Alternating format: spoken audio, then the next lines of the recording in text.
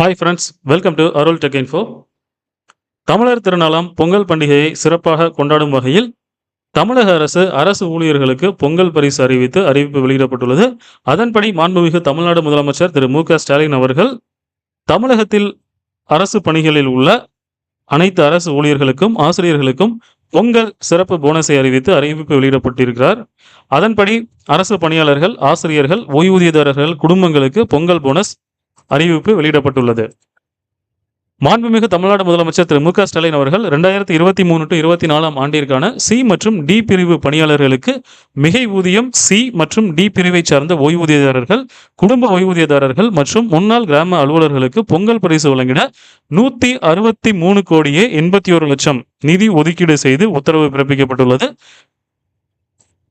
மாண்புமிகு முதலமைச்சர் திரு மு.க.ஸ்டாலின் அவர்கள் செயல்படுத்தி வரும் நாட்டிற்கே வழிகாட்டக்கூடிய பல முன்னோடி நலத்திட்டங்களை கடைக்கோடி தமிழருக்கும் கொண்டு சேர்த்திட அயராது உழைத்திடும் அரசு ஊழியர்கள், ஆசிரியர்கள், ஓய்வூதியதாரர்கள் மற்றும் குடும்ப ஓய்வூதியதாரர்களுக்கு தமிழர் திருநாளாம் பொங்கல் பண்டிகையை முன்னிட்டு 2023 to 24 ஆண்டிற்கான சிறப்பு பொங்கல் போனஸ் அறிவிப்பு வெளியிடப்பட்டுள்ளது.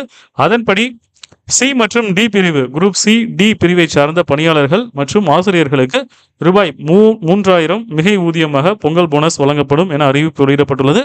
அதோடு தொகுப்பூதியம், சிறப்பு கால முறை ஊதியம் பெறும் பணியாளர்கள் ஆகியோருக்கு ரூபாய் 1,000 சிறப்பு மிகை ஊதியமாக வழங்கப்படும் என தெரிவிக்கப்பட்டுள்ளது. 2023 to 24 நிதியாண்டில் குறைந்தபட்சம் 240 நாட்கள் அல்லது அதற்கு மேலாக பணிபுரிந்து சில்லறை செலவினத்தின் கீழ் மாத அடிப்படையில் நிர்ணயிக்கப்பட்ட ஊதியம் பெறும் முழுநேர மற்றும் பகுதி நேர பணியாளர்கள் ஆகியோருக்கும் ரூபாய் 1,000 சிறப்பு பொங்கல் போனஸாக வழங்கப்படும் என இந்த அறிவிப்பில் வெளியிட்டிருக்கிறார்கள். அதோடு சி மற்றும் டி பிரிவை சார்ந்த ஓய்வூதியதாரர்கள் மற்றும் குடும்ப ஓய்வூதியதாரர்கள் ஆகியோருக்கு ரூபாய் 500 பொங்கல் பரிசாக வழங்கப்படும்.